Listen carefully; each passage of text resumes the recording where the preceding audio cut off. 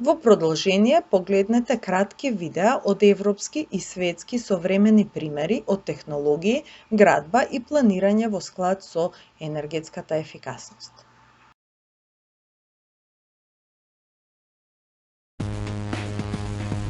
Can the sun solve the world's energy needs? New solar technologies using ancient principles promise to reduce dependence on fossil fuels. It's clean and it's endless. We make a large collector concentrating energy of the sun by up to 500 times. What's holding things back? If you wanted to generate all the world's electricity, you could do it with less than 1% of the area of the world's desert.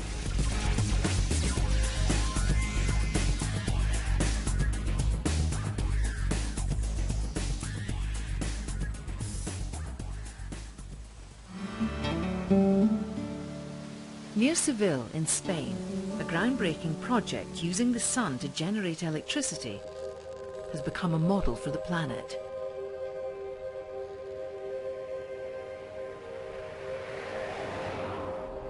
It's the first commercial operation of solar tower technology in the world.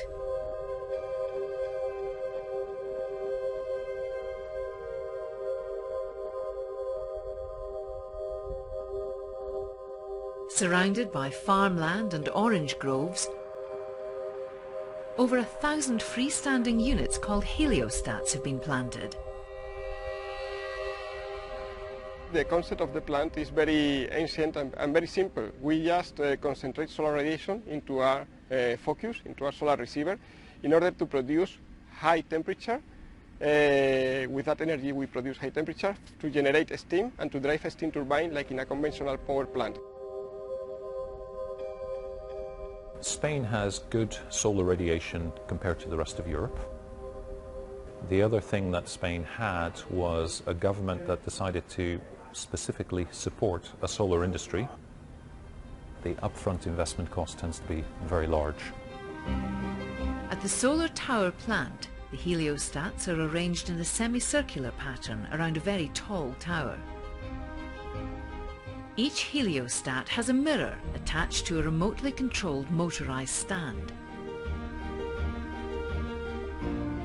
This vast field of mirrors is precisely choreographed by a central computer to follow the arc of the sun as it crosses the sky of southern Spain. The silence of bouncing sunlight is interrupted like clockwork by the sound of motors making minute adjustments to each mirror.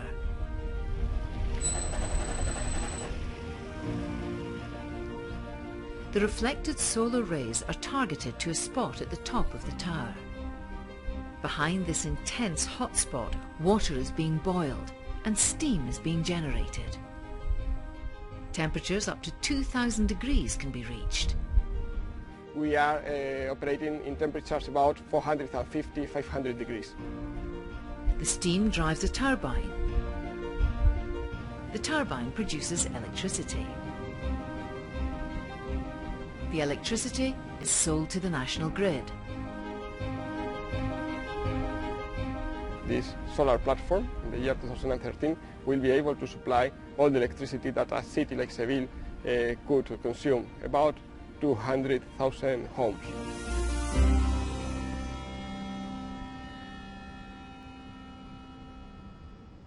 The only difference between a concentrating solar power plant and a nuclear plant or a coal-fired plant is you get the heat from the sun instead of getting it from either burning coal or from nuclear reaction. While sunlight is intermittent, technologies exist to store heat generated during the day. One technology uses tanks of molten salts. Now the great advantage of concentrating solar power is that because it works by creating heat, it's relatively cheap and easy to store heat. The goal is to have a solar plant that generates electricity 24 hours a day. The immediate thing that hits you when you visit a solar plant is the size and scale. They're huge. Huge towers in the case of tower technology.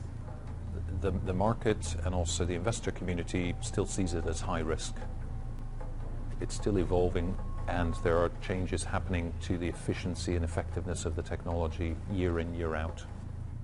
Is this visionary plan too good to be true? It's unlikely to have been built and may not survive without government subsidies. What you find with renewable technologies, and solar is no different, is that the upfront investment cost tends to be very large. Solar in particular, because most of your money is going into the building of the plant. There are no fuel costs once it's up and running.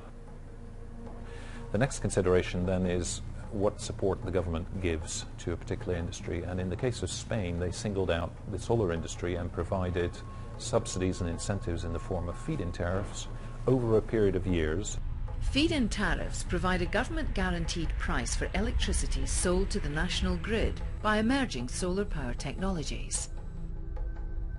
At the moment, because in a sense it's an early stage technology, it's still expensive, but there's absolutely no doubt that as you get the economies of scale and as people learn to manufacture the plants more efficiently, electricity from concentrating solar power is likely to become one of the cheapest sources of electricity in Europe, and that includes the cost of transmission. To fairly compare the cost of solar energy to the cost of gas, oil, coal or nuclear energy, then everyone's subsidies should be factored in.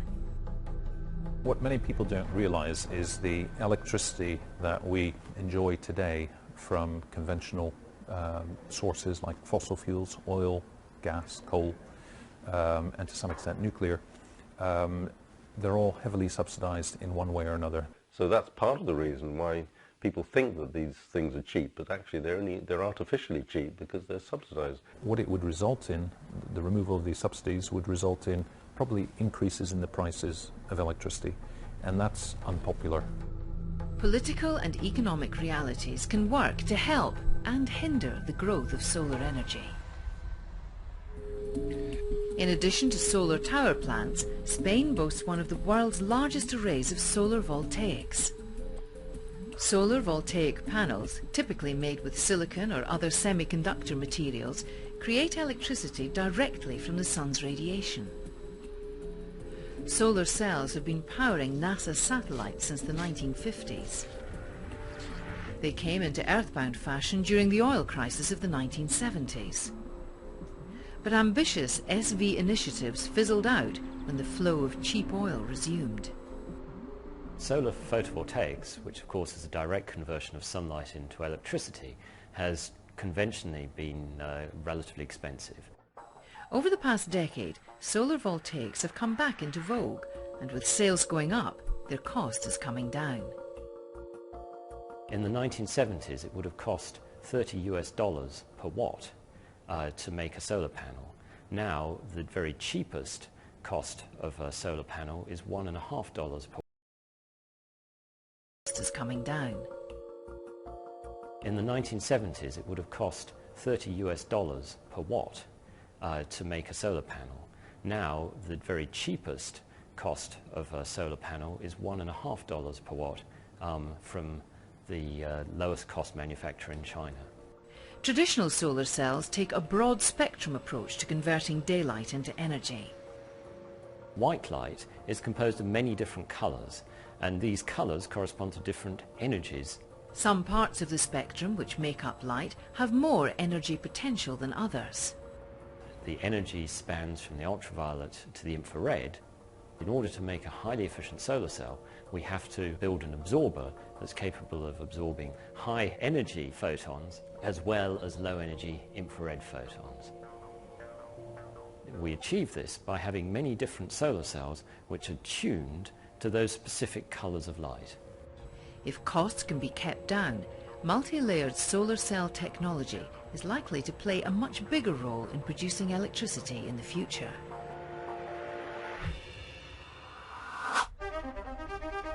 It's been estimated that enough solar energy hits Earth in 1 hour to provide all the world's electricity needs for a year. It's calculations like this which have inspired some renewable energy advocates to think big. Desert Tech is a bold plan to deploy solar energy technology in the world's deserts with the potential of supplying all of the world's electricity needs. Desert Tech is a concept And the basic idea is that in desert regions like the Sahara, there's totally colossal amounts of energy falling from the sky as sunlight, and coupled with which there's now technology for capturing it cost effectively and converting it into electricity. Solar towers are only one of many concentrated solar power technologies, or CSP. Parabolic troughs use curved mirrors to focus sunlight on a tube filled with oil. The sun's energy is concentrated almost 100-fold. The oil in the tube is heated up to 500 degrees. The hot oil boils water, which generates steam to drive a turbine which produces electricity. CSP plants have been operating in America for decades. In the case of the US plants, which were built in the 1980s, they have paid off their loans, and currently they produce electricity at around 3 cents US cents per kilowatt, which is among the cheapest form of electricity in the world today. Cheaper than nuclear, cheaper than coal, cheaper than any other fossil fuel source. Solar has a huge role it can play.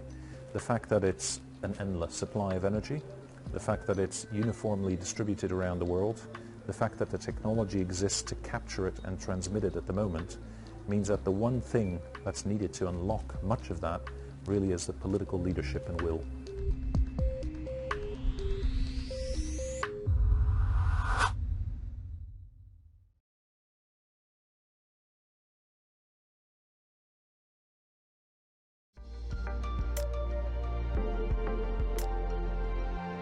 If you're wondering how a decaying brewery morphed into the world's best tall building, the answer is not without a fight.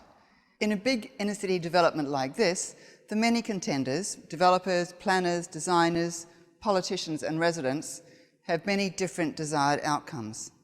Conflict is inevitable.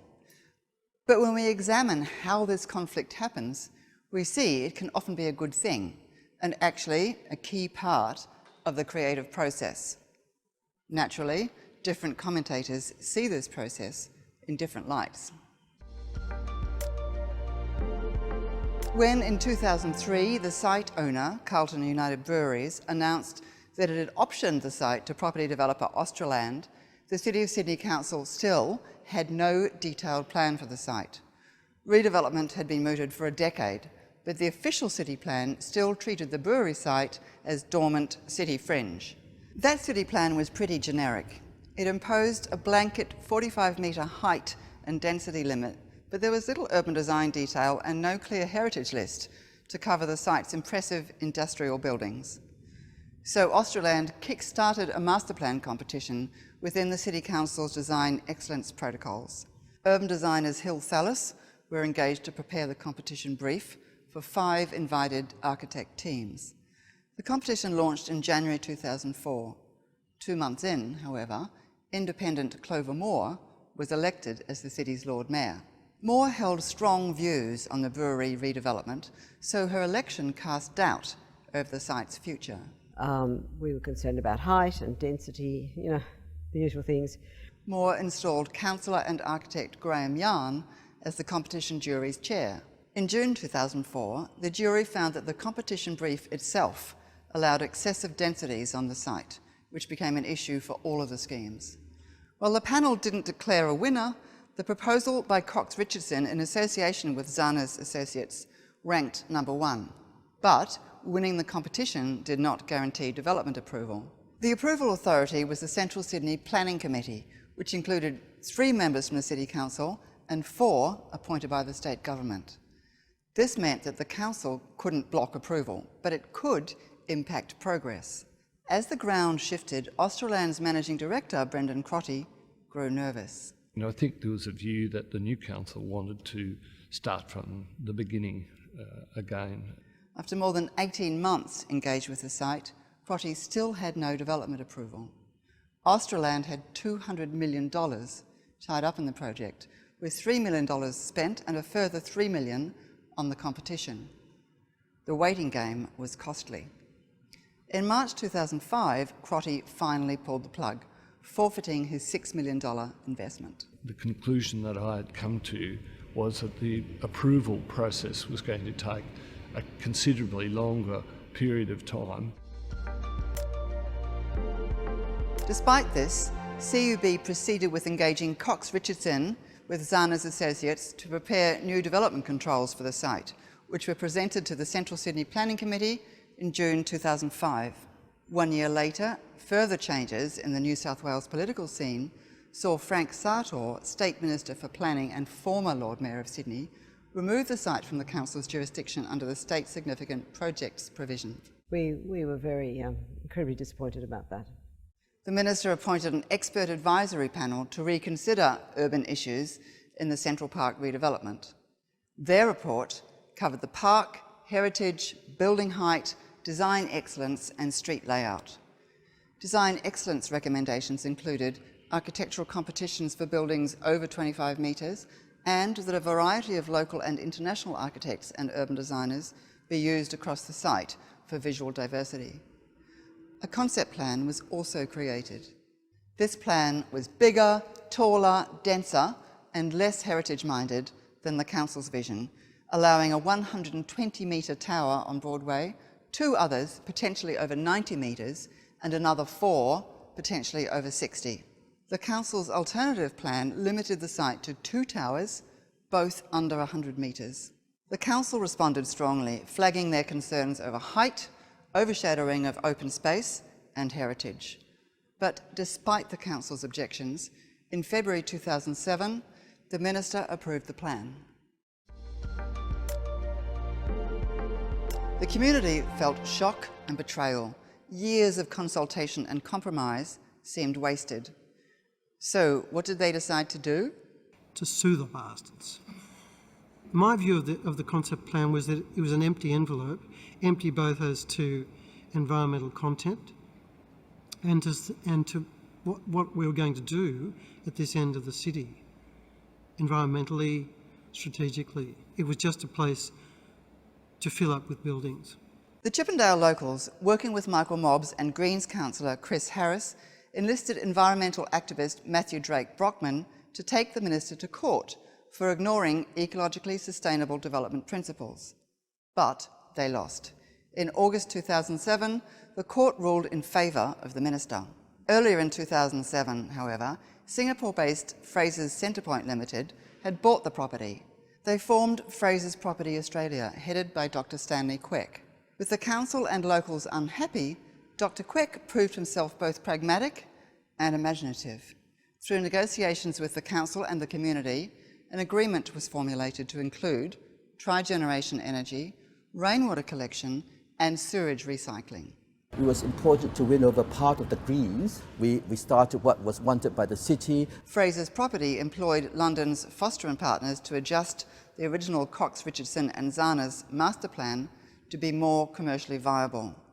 In 2009, New South Wales Planning approved this new master plan.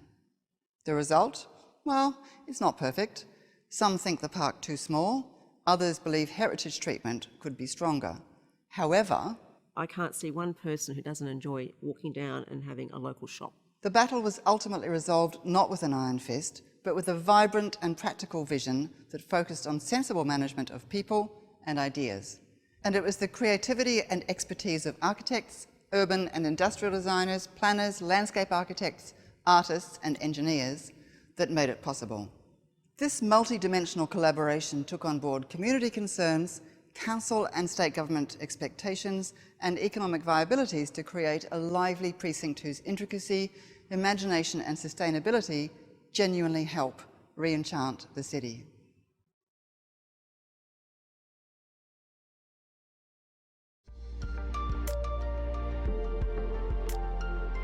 Construction management and property professionals always have important roles to play in any construction project development.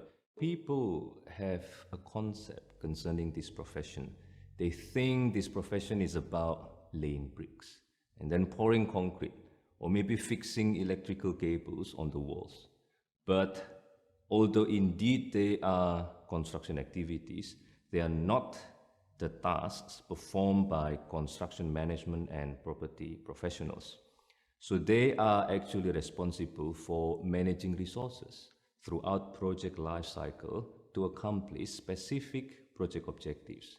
There are 4 types of resources to be managed. We have money, manpower, materials, and machineries, the 4 M's. The purpose is to accomplish specific project objectives, and there are 5 key project objectives: time, cost, quality, safety, and sustainability. Nowadays, sustainability principles have been integrated into many construction project development. So therefore, buildings and facilities nowadays are able to improve the environment and also improve the well-being of society. If we consider further, the end products of this profession is actually buildings and facilities that we use on daily basis. So they are related to everyone's daily lives and are making a difference to our cities. I believe social skills are very important for construction management and property professionals, because again, in the process, they need to collaborate with a lot of people, a lot of stakeholders, and they have different expectations on the project. So therefore, construction management and property professionals, they need to manage these different expectations and make sure that everyone who involves in the project is satisfied. Dr. Stanley Quek is a good example of a property professional. He is a developer who has successfully brought together the seemingly conflicting interests of the council, the community, and the shareholders in developing this wonderful Central Park project. Planners, they develop the framework and policies in a certain area. So for construction management and property professionals, they need to follow the framework and the policies when they want to develop something in that particular area. And then of course, they also need to pay attention on local constraints. For example, like local regulations, and then site access in that particular area, the availability of resources, local climate, and so on. So this is how we can see the collaboration between the planners and the construction management and property professionals. And of course, they also need to collaborate with the other built environment professionals. So for example, they need to resolve conflicts. They need to lead people. They need to solve technical problems. And more importantly, they need to bring together all the designs produced by the other built environment professionals and deliver the actual product to the world. So we become the enablers which bring together the other built environment professionals so they can develop a project which is hyperdense, green, livable, and poetic.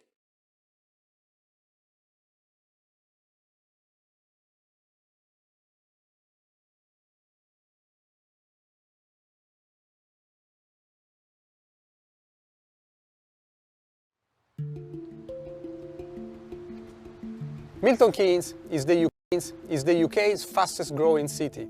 Like all growing cities, it's going to need more water efficiency, cleverer energy usage, and better transport solutions if its growth is going to be sustainable. Milton Keynes is growing really quickly. We've got plans for 28,000 new homes, and that's going to place enormous pressure on our existing infrastructure.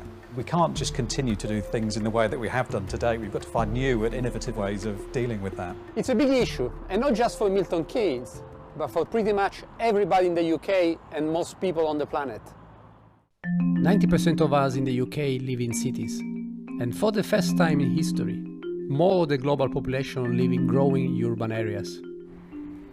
I work at Open University on a project we are leading called MK Smart, which is looking how to make Milton Keynes, and in turn other cities, a lot smarter. MK Smart is a £16 million investment in Milton Keynes. We are working with key players like Milton Keynes Council, Cambridge University, University of Bedfordshire, British Telecom and others to harness data and develop new solutions as Milton Keynes grows. It's about using data from data centers like these to help people manage their water and energy use more efficiently and to move around Milton Keynes more easily. Let's look at one very simple example, a data-driven solution that helps people to manage water usage in their garden. I grew up in Sicily. Believe it or not, my hometown in Sicily actually gets more rainfall per annum than Milton Keynes. So it's clearly necessary to improve Milton Keynes water management. When there are water shortages, hosepipe bans are introduced. But how can we advise people to use water more efficiently to prevent such shortages? Well, one way to do this will be to provide an app on a smartphone or a tablet which provides you with a customized calendar which tells you whether your garden needs watering now or in the next few days. The app is integrating data from weather forecasts, satellite observations, ground sensors and air temperatures to provide you with very specific advice about when to water the garden. So this is just one example of what our work in MK Smart will make possible, using real-time information to help everyone in the city to make better use of water, energy and transport. Milton Keynes is a cool place to live, with a buzz you would expect from the fastest growing city in the UK. But this growth has to be sustainable, and this is what MK Smart is all about.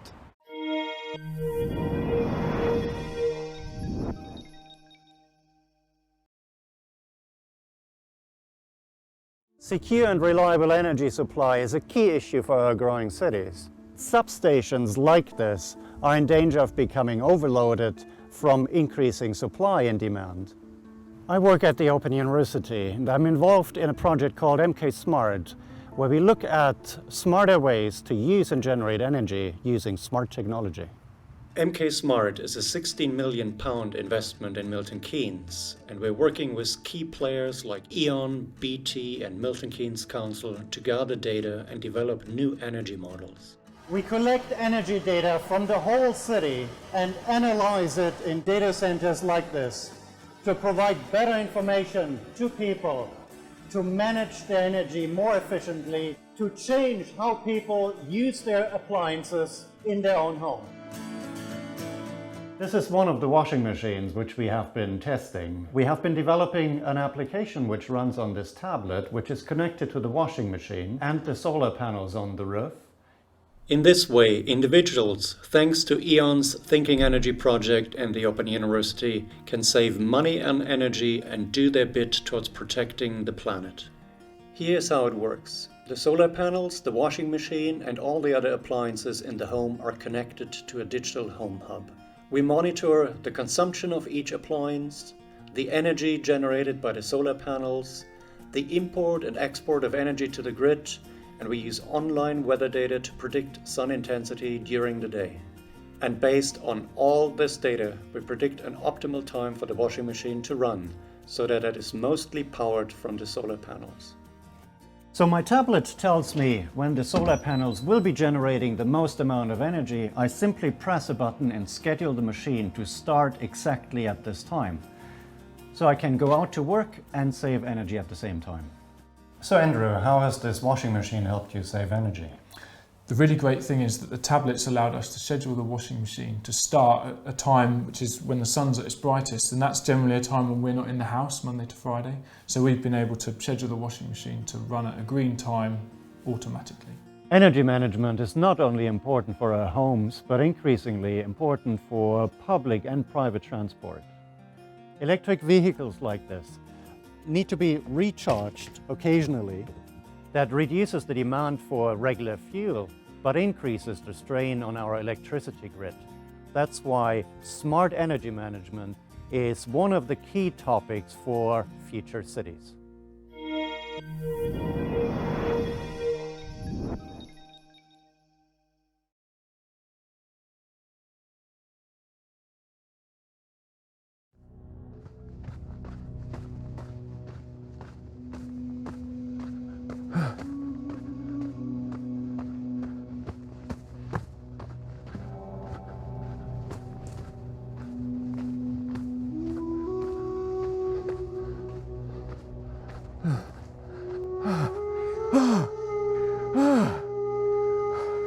I must be hallucinating.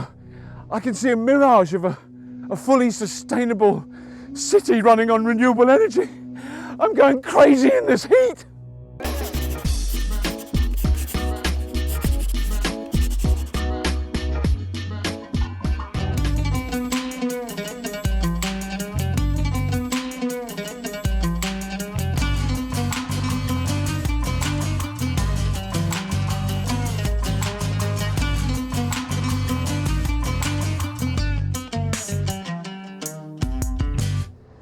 Well, indeed, this is the start of a fully sustainable city. This is Masdar City in Abu Dhabi.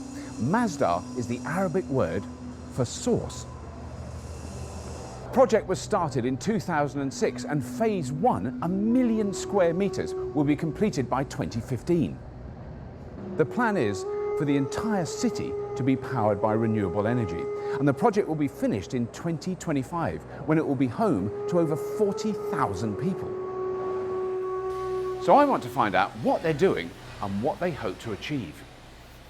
Christopher, we're in an atmosphere now that most people in Northern Europe would think this is where solar panels would work, because it's quite warm.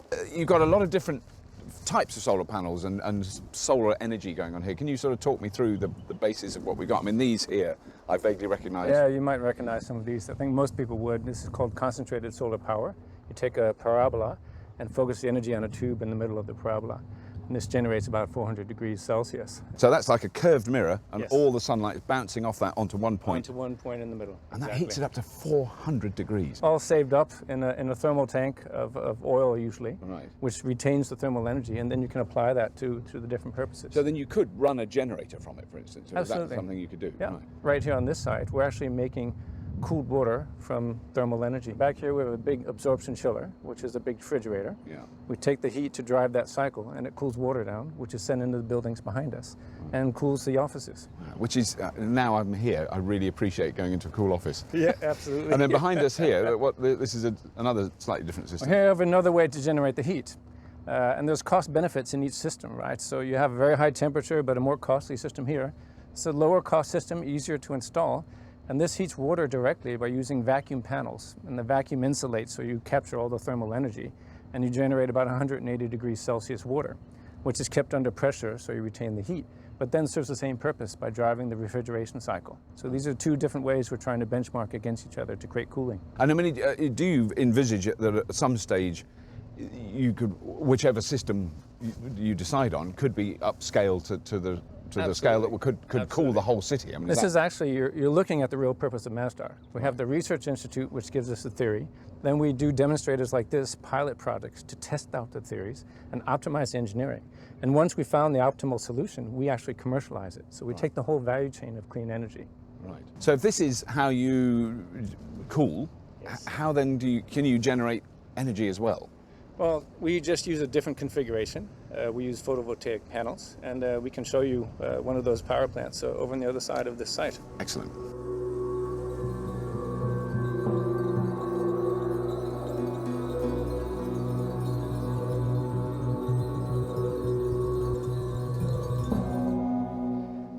That's a little bit more impressive than what I've got on my roof. That is phenomenal. What area does that cover? Well, this covers about 22 hectares. And do you know what that generates sort of on an annual basis? This is a 10 megawatt system and generates about 17,000 megawatt hours a year. This is meant, of course, to power a large community, right, a small city, something of that size. Right. So, I mean, at the moment, what you've developed of Masdar City now is numerous very large buildings, which in a traditional sense would be huge energy hogs, would be using enormous amounts of energy. Yeah. And I noticed there are solar panels on the roof. Absolutely. But they're not presumably producing enough for those buildings. Not quite enough. Actually, the site here was developed as we were constructing. So we were already contributing PV power to Abu Dhabi, right, while the buildings were going on. Now we're delivering 10 megawatts of energy. The building site uses between 2 and 3, right, and 1 megawatt of that comes from the rooftop solar. Oh, so they are. Oh, so that's what? Yeah. So about a third of the energy use is actually from the rooftop solar, and this is high intensity energy. You know, we've got research labs, microscopic labs, biology labs, all kinds of high intensity stuff going on there. Right. So it's actually pretty well covered. Right. And then, so this is producing, at the moment, way more than you need. But then when the city expands and you've got more buildings, you need more. Actually, the next site, we've got enough experience with this now that we're scaling up even larger. So this was the largest installation of its kind at the time in the Middle East. Now we're doing a 100 megawatt system out in the desert and then connect that to the grid. This has been the basis to generate the policies for renewable energy here in Abu Dhabi. In the UK, for instance, it's suggested that a solar panel will last between 25 and 30 years. Is there any difference here with the greater intensity of the sun and the greater heat? Does that reduce their lifespan, or is it much the same? That's what we like to find out. This is one of the reasons we pioneer this type of installation, because there are the theoretical decays with heat and the like. Over the last 2 years, we haven't noticed the decay as much as would have been predicted. So actually, we're pretty optimistic about the installation. So is the long-term plan, then, Christopher, to make the city self-sufficient, effectively, or generate enough energy to run the whole city? Is that the long-term plan? The interesting thing is that you have to, in order to do that, the whole experiment here, the whole work and the progress of the Masdar City installation is to match demand to supply. And we learn each time we build a new building, each time we do a technology, how to do that better and better and better all the time. We're really trying to be the front runner for the region on how to produce energy in a sustainable way, and how to build buildings and create technology in the buildings so that you can match the way you use energy to how much energy you actually have. And this is really the whole trick of being sustainable and having a green city. Right, so you don't just build a building like you would have done 25 years ago and it needs a massive power plant and all that stuff. You actually think, how do we build a building that uses less energy? Today, we use a lot of passive techniques in order to minimize the cooling energy we have to use, for example. So the buildings are closer, so they create shade. The rooftop PV creates shade for the building as well.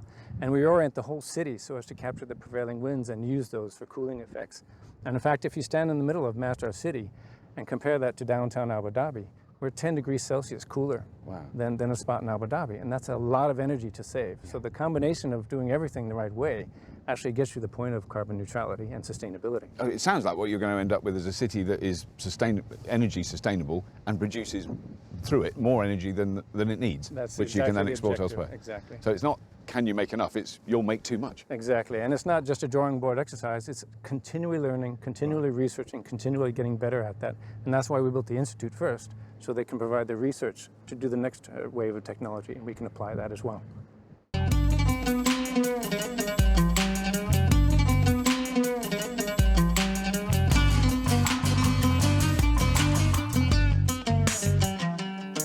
Yusuf, I just want to say I love what I'm seeing here. It's fantastic. Can you tell me what your role is here? I am the director of Masdar City Operation, where we are responsible to be sure that everything is delivered as per our vision and our criteria and design guideline.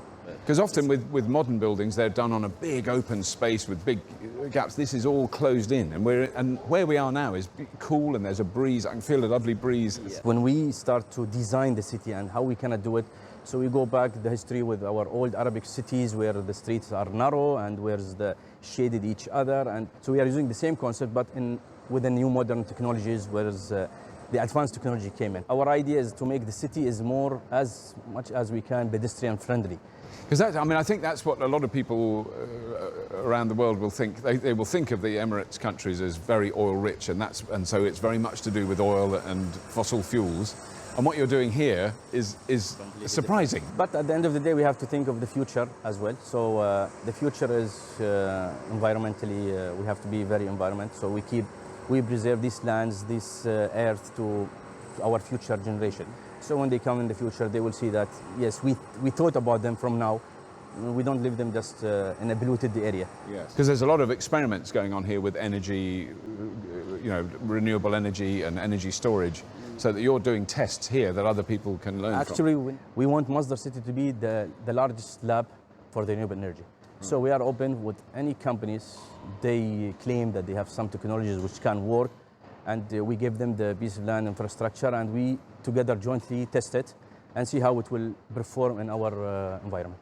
One of the problems that people criticize with new buildings is the supply chain, where the materials come from, what you do with the building waste. One of our role in Masdar that we have to educate as well the local market in how to be sustainable. Right. So one of the criteria we are using now that we have to find supplier or manufacturer where they have to do things locally. So we reduce the CO2 emission of transportation as well. So we are taking a lot of steps, not only for the production or the nature of the material, but also transportation and so on. So if you go inside Masdar city, you will see a lot of, we have a recycle center where all the material used in the construction to be reused again within the building. So this one is saving money as well as saving the environment by itself.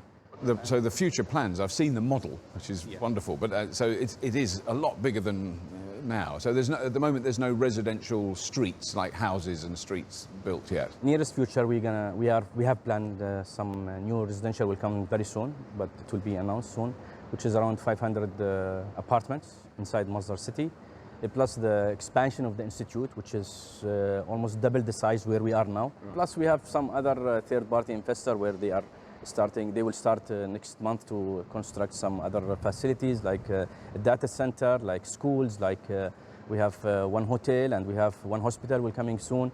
So we are starting in that way, and we want to share with the third-party investor. We don't want it to be just the government who's building, but now we are in a position that the other investor believe that this will work from a commercial point of view. It is viable now. Right. Yeah. So they're now starting to come in a minute. And they are soon you will see, inshallah, something going on. Yeah. Masdar city is truly an amazing place, and I've still got so much more to learn about it. Join me next time on Fully Charged for our season finale as we continue to explore the city of the future.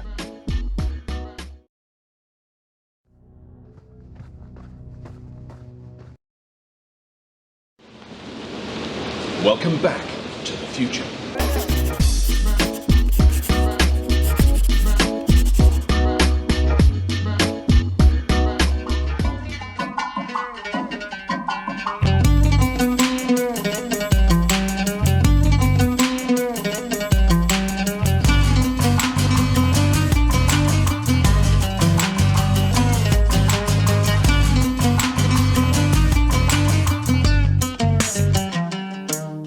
So we're standing in this beautiful courtyard in the middle of the day in Abu Dhabi. It is quite warm for me from Northern Europe, but it's still actually very tolerable. There's lovely cool air coming down. There's a breeze. Frankly, one of our achievements in Masdar city is that we could achieve the reduction of temperature in Masdar city almost around 10 degrees compared to the roads in downtown of Abu Dhabi city. It's all because there are no cars, there are no hydrocarbons. The design of the city where the buildings are close to each other, where we can get advantage of shading and more improvement on the climate change. And also the orientation of the city, it's 45 degrees of the sun, so we can get maximum amount of shading from the sunrise to the sunset. And also the wind tower, which you can see behind us. So that is completely new to me. I don't know what that is. So tell me about the wind tower. We have invented this wind tower where on top it is 45 meters height, and on top we have some louvers and the weather station. Those louvers, they open wherever the wind is coming from, and the other side the louvers are closing, which attracts the wind from wherever area it's coming. It catches the wind. The wind and pass it through a Teflon below. And on top there is water misting, and this water misting cools the air while it's coming. As we can hear that there's a slight light coming from the tower, and so that's sort of water being passed into the air. Exactly. So this is the coolest place where you can go in the Middle East at this point of time. True, because on the sides of these buildings, I've noticed it looks like almost like pillars. Teflon pillows, PTFE material, and they are injected with compressed air, and these air pillows, they work as insulation where doesn't allow the heat to go into the building. The buildings are very well studied in terms of the energy demand. We have intelligent building management system which studies every particle of the building, how much is the energy in that area, the occupancy of that area. We got CO2 sensors in the classrooms. So it's fully monitored and metered, where we were able to reduce the energy consumption throughout of these buildings over 50%. They actually need 50% less energy to keep cool and to keep 50% less energy in terms of electricity, 50% in terms of water consumption in all the buildings, and also more than 50% for the cooling, where we're like in the Middle East, 60% of energy is consumed for cooling purposes. We are aiming to make Masdar City as a blueprint for future city. We're looking to build one of the most sustainable cities, a global hub for renewable energy, for clean technology, for people who are interested in to invest and work in a sustainable environment.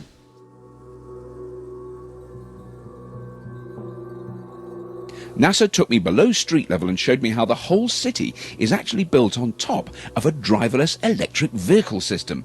PRTs. I love PRTs. So what do these do for the city? From the development of the city, it was very important for us to look into the carbon emissions in the city and the carbon footprint in the city. The PRTs which we have, it's a unique type of it. They are working on electrical power, and the electrical power which is coming to those PRTs is coming from a renewable source of energy, which is from the photovoltaics. While the PRTs are parked, they are getting charged, inductive charging, as we see those types of chargers. This is inductive. That's an induction plate then. Oh, is it? Right. And so, unlike the one we saw at Heathrow Airport, which is the cars are driving along quite narrow roads, almost like a railway, or close to.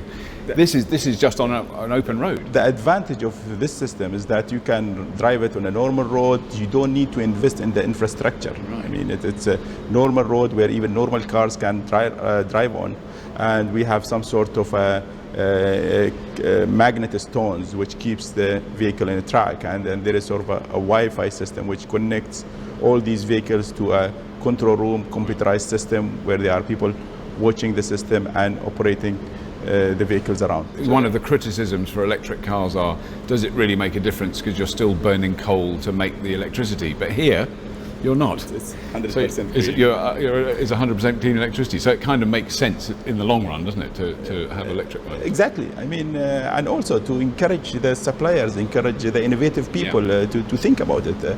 Today I have Masdar Institute, where we have around 300 students from all around the world. They are studying and doing the research and development in sustainability and in renewable energy. So the ideas and the thoughts which those students and the projects which they can create and they can develop, which will help us in building the city, building the transportation technologies, and that the benefit of it will add to everybody.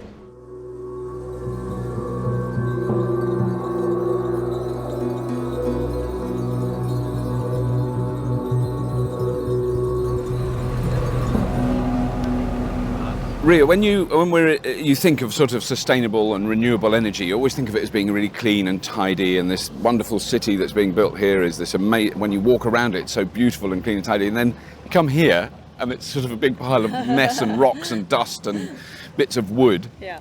But this is really a very vital part of the whole process. It's a processing facility where actually waste materials from construction are taken to here in order to be reused, recycled, and reprocessed in order to, put them back into the life cycle of the material. But I mean, it's on a colossal scale. It's not just a few bits of wood that you kind of, let's chip that up. I mean, just the wood chipping alone is enormous. Yeah. This is the result of 4 years of construction. So all those materials are coming from those buildings, construction of those buildings, and we are achieving actually.